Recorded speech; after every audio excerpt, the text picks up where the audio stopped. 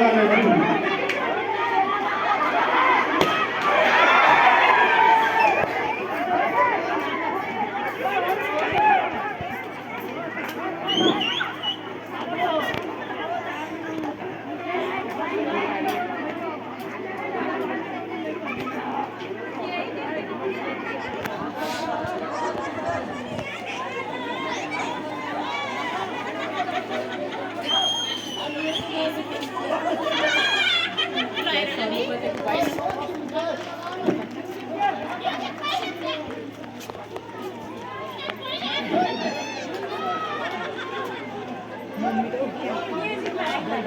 मेरो छोटो मिठो गन्तव्य आजलाई बिदा हुन चाहन्छु।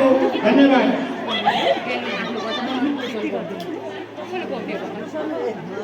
धन्यवाद आदरणीय व्यक्तित्व नन्दबहादुर दादाज्यू, उहाँले छोटो र निकै सान्दर्भिक महत्त्वपूर्ण भनाइ राखेर यहाँबाट बिदा भइसक्नु भएको छ। उहाँहरूकै पहलमा हाम्रो विद्यालयमा सरस्वतीको मन्दिर पनि स्थापना भइसकेको छ, अगाडि देख्न सक्नुहुन्छ। अब हाम्रो अभिभावक खेल अगाडि बढिरहेको छ।